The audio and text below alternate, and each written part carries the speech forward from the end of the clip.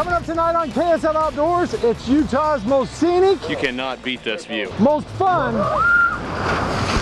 And also one of the most historic things you can do in Utah. It's Cataract Canyon of the Colorado River. I'm Adam Eakle, and let's go get wet. Oh no.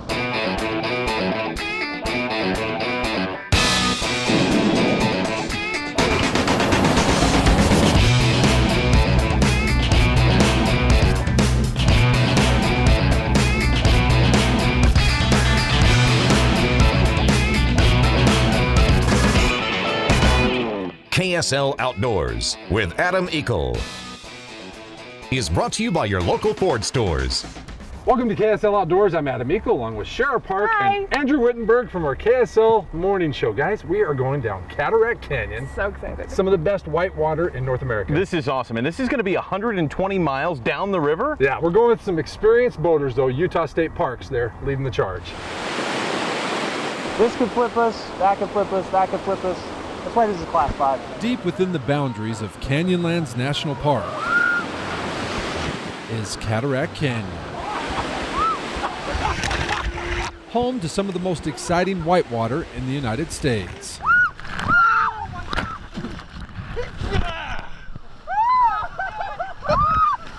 Dude, we caught air. That was so big.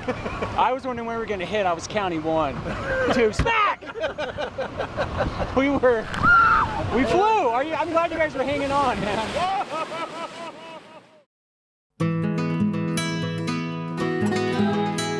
Our 3-day adventure begins. Hey, where's your life jacket? Oh, got it. Thank you, kids. Just outside Moab. Hey, Brody, you good? Aye, aye, Cappy. 66 miles from here downstream is the confluence with the Green River. We're within Canyonlands National Park, and that is the beginning of Cataract Canyon. High water this year is going to be around the 30,000 CFS, cubic feet per second mark, which equates to good fun. We're going about 60 miles today. That's the plan. Well, this is where Thelma and Louise, back in the early 90s, filmed at the very end of the movie where the car came off. And it was portrayed into the Grand Canyon. It really took place right here, and the vehicle landed in the river. But yeah, welcome to the Grand Canyon. This 120-mile rafting trip can take upwards of 7 days. With the help of motors, we're seeing all the sights, including this petrified wood, in just 3. Millions of years ago, this was all marshland, okay? I mean, look at the size of this tree. These were like pinyon pines and fern trees and just huge amount of growth here. I mean, this is back dinosaur time. Dinosaurs roamed this area. I'm not going to get into the technical details of how it changed because I don't know exactly. We're going to go check out some Indian ruins and talk about the people who used to live here before us. So over here on my left is a ancient Anasazi structure. It's a little big for a granary and a little oddly shaped for a living structure. So there's a huge amount of archaeology here, especially on this bottom and in this drainage. All around us you can find similar structures, granaries, rock art, pictographs, petroglyphs. Although it might look like a brand new pristine structure, the structure has actually been partially rebuilt by the Park Service because it has been torn down by people getting in it, by people touching it. So really what you want to do is appreciate it for what it is, appreciate how long it's been here, the history it shows in this country, and not touch it, not get in it. Take all the photos you want, but leave it so somebody else can have that same experience. Those looks like child's hands. Yeah. Missing finger is interesting. I'd love to hear that story. Well, guys, this area is more than just the river, isn't it? Beautiful. The Native American ruins, the various types of the granary. I mean, just to think that this was all here thousands of years is unbelievable. And I love the petrified wood. I love seeing that transformed into rock, millions of years old. That was incredible. The confluence of the Green and the Colorado River coming up, but first, tonight's climate quiz question. A true hero of the American West, John Wesley Powell, a one-armed major, scientist, and explorer, made the first ascent of the Colorado River through the Grand Canyon in 1869. He and his men endured many hardships during their 98-day, 1,000-mile trip, which finally ended at the confluence of the Virgin River.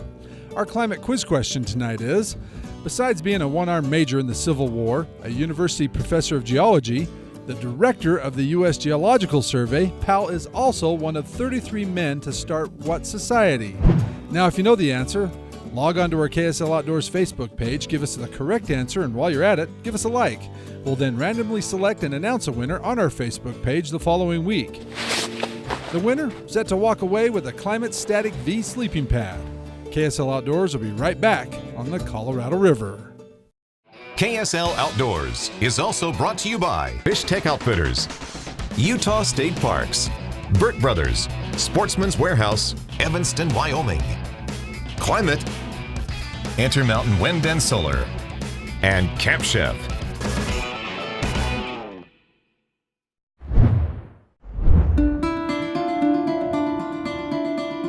If you want to experience true wilderness, this is the place to go. 50 miles into our trip, we come to the confluence of two of the most important rivers in the American West, the Colorado and the Green. It almost feels reverent to me. I don't know why. Well, it's a special place. The confluence of two mighty rivers in the West. These rivers influence a lot of people. It was late in the evening on July 16, 1869, when John Wesley Powell's first expedition came down the Green River and laid eyes on what was then called the Grand River. George Bradley, a member of Powell's team, wrote in his journal, "Hooray, hooray, hooray, a scene never before beheld by white men." It must have been a joyous moment when he got here, gave him a sense of where he was. Yeah, those guys were tough. They were real men. Just downstream, just before we enter the rapids of Cataract Canyon, is our next stop. Well, this is the dollhouse. It's kind of the last turn before we hit the first rapid. There's an old cow trail that we're going to hike, head up there and look at some ruins and Hidden Valley and some fun things to see up there, and it's a great view. Wow, it's a steep one. Straight up. Halfway. Are you crying? No. Okay, maybe a little. There's no crying in the dollhouse. There's no crying in hiking. You know, brisk Saturday morning hike, you know, just to get the blood pumping a little bit before the real action. Oh, it's beautiful though. I mean, you cannot beat this view. The view is spectacular. The higher we get, the more the LaSalle Mountains appear on the horizon. And the more I'm worried that Shara is about to kick my butt. Show's gonna have to end here. 'Cause I hate moving. Get in the shade, come on. I died. Where are we? I don't even know. Finally, after 1,000 vertical feet, We have arrived. When Powell first saw this area from the river, he looked up, saw these spires just before the rapids, and he called them the Sentinels, that they were guarding the canyons. once on the rim, Winslow leads us to some more ruins, these granaries. It's really interesting. If you look down at the bottom, you can still see some of the bark fiber they mixed in with the mud just to kind of reinforce it. These would have been, you know, completely sealed up, mudded over, probably left for the season until they came back and needed to resupply. Canyonlands is broken into 3 districts: the Island in the Sky, the Needles, and the Maze. The Maze is where you'll find the dollhouse and its beautiful views. This area is accessible by a 6-hour Jeep ride, but is by far the most remote district, requiring considerable more time and self-reliance to visit. Welcome to the Icebox, Yeah, that's cool. nature's own air conditioner. 20 degrees cooler here than the air temperature, man. This is great. I would totally camp in there. You guys go on ahead. I'm gonna stay here. Boy, it's pretty cool to get out here. You're in the middle of nowhere. Beautiful scenery, great Needles District over here. And look at these guys. They're on their cell phones. As soon as I know, but as soon as we get on cell service, they got to get on their cell phones. That's the whole reason we come down here, not to get on cell phones. Hey, we'll have more here from Canyonlands in just a moment. Next up, the Rapids of Cataract. But first, back to Salt Lake for tonight's fishing report. Hi, I'm Dan Smith from Fish Tech Outfitters. Do you have problems with your spinning reels getting loops down in the spool? Monofilament has a natural memory. So what happens is it'll stay on your spool and it'll get that memory. So it coils like this. If you're casting with them coils and there's any slack line between your first guide and the reel, when you flip the bell over and start reeling, it's gonna put a little loop down into your spool. This is a good way to prevent that. What you do is you open your bail, you cast, you hold the line, flip the bell by hand, and reel it in. Now, if you do get a coil down inside of your spool, or a loop, loosen the drag, pull it out the side until it gets past that loop. Do not open the bell. What'll happen is the line will all come off, and then you got a big mess that you got to untangle.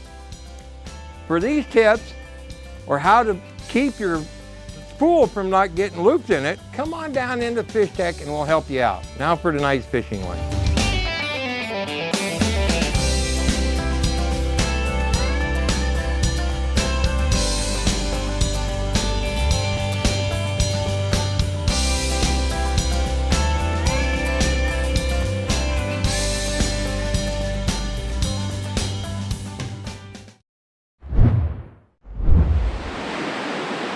Now, all of these rapids down here have been swum thousands of times. So if you fall in the water, not a big deal. So maybe grab a hold of your life jacket, face downstream.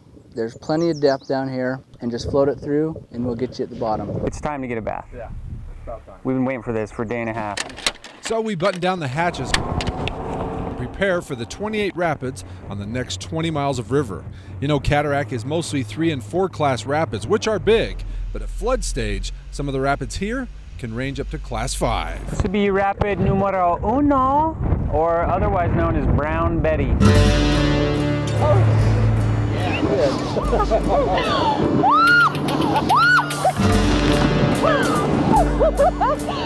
Oh, it doesn't look that big from far away. Major Powell and his men entered this area on July 23, 1869. Powell in his diary wrote, "On starting, we come at once to difficult rapids and falls that in many places are more abrupt than in any of the canyons through which we have passed. We decide to name this Cataract Canyon." Oh my gosh, look at that. Oh my gosh.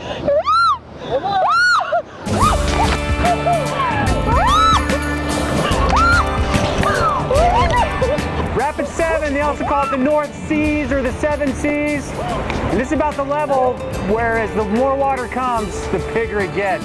I've camped out here for 2 days picking up people because those waves get really short and really tall. It's just sky water, sky water. It's a total blast. Those rapids were incredible. You know, from far away, they don't look like they're going to be that big. And then you get into it, and then you see this wall of water come up. Honestly, one of the most fun things I've done here in Utah.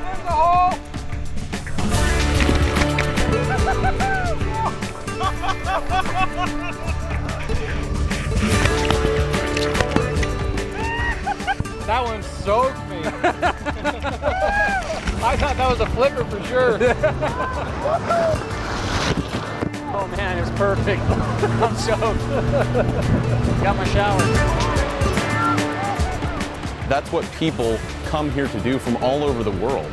And I mean, to be able to live in a state where it's so readily accessible, it's just, it's mind-blowing. It's awesome. It's gonna be a huge hit. That's gonna be a hole.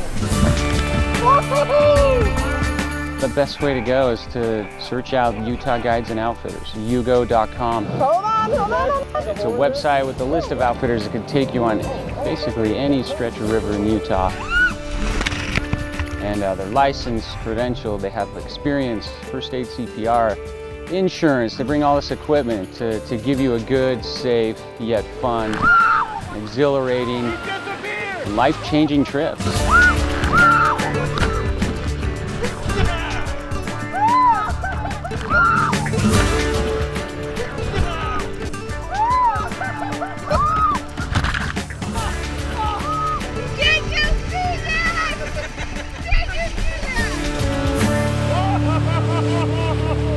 Well, guys, we finished Cataract. Woo! I would say it was the driving, but I think he actually tried to get us wet a few times. I'm pretty sure he did. I was forced. Mother Nature said so. I had to do it. My butt hurts from catching so much air. We got a lot of air. Oh my gosh. I drink a lot of the river. Let's just say that. That was fun. Gritty teeth. Thanks, sir. Nice, safe ride. Oh man, my pleasure. That was awesome. Hey, more here from KSL Outdoors in a moment. But first, down a different trail in tonight's Utah Field Guide. As the only major water source in the midst of a dry expanse, the Colorado River attracts a variety of wildlife, from deer, fox, beavers, bobcats, even the desert bighorn sheep we found in Dark Canyon.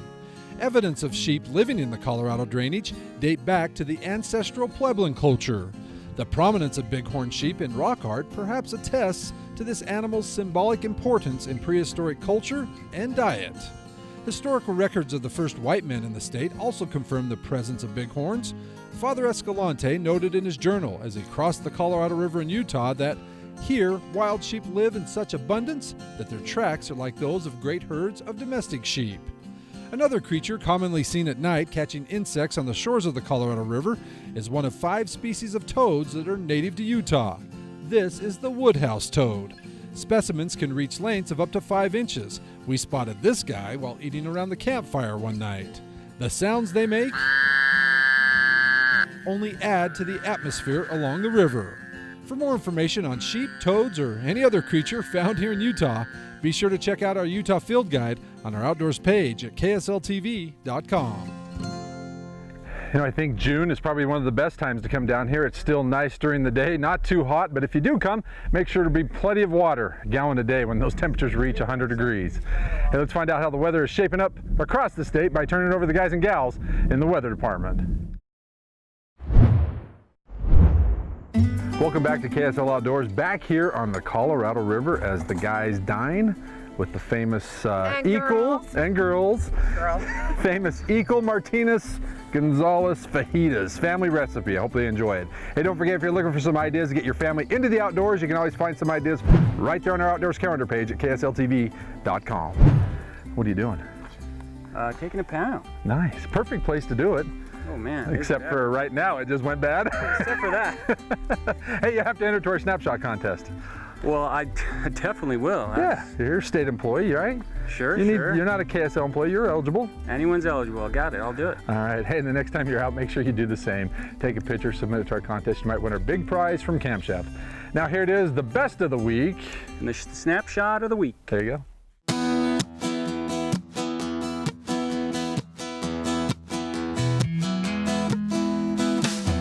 We kick it off with Jaron Baker and this huge bucket mouth that he caught up in Idaho. Jaron was fishing with his grandpa Scott and Uncle Brandon when he thought he had a snag. That snag started jumping out of the water and put on quite the show. Jaron did a great job landing the fish and wanted to thank his Uncle Brandon for teaching him the basics of bass. Carla and family were on a night ride when they spotted what they thought was a small bear. Then that small bear took down this aspen tree and they realized that they had just witnessed something pretty unique. This beaver was busy getting supplies for the winter. Carla was amazed to have witnessed such a wild event.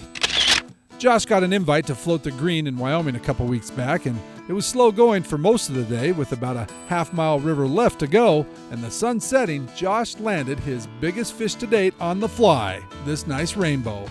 Josh says it was an evening on the river he'll never forget. This is Senior Airman Dan McClellan with the United States Air Force fishing with Dad at Jordanelle.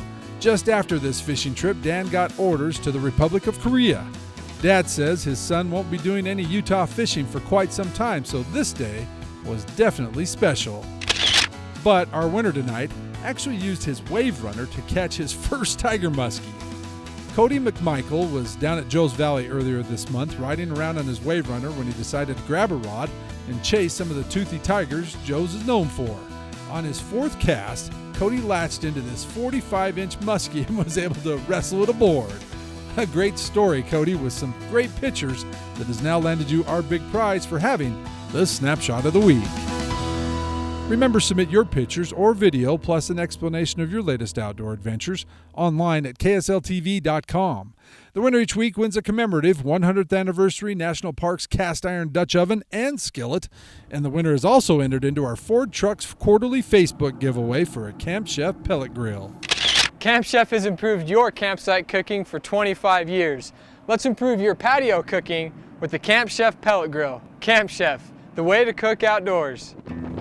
Cataract was cool, but the company with those guys was probably the best. Oh, absolutely. You got the whitewater. I've got Ty giggling on one side of me. I've got Brody in the back holding on for dear life. And talk about Brody. I mean, his story of survival, those are the moments I'm going to remember. Yeah. And it's not often you get to go on a trip and see Eakle a little freaked out, but when you see Eakle a little nervous, you know you're getting into a good experience. So, man, it was great. It was so much fun. Thanks for inviting us. Thank you. I'm glad you guys came. Yeah, me too. That was awesome. Hey, the next time you get a chance to go out with your buddies, go experience Cataract Canyon. You'll leave with a smile, that's for sure. I'm Adam Eakle. For all of us here, reminding you to get out with your family, your friends, and make some memories outdoors. Until next weekend, good night. Ooh, look at a girl!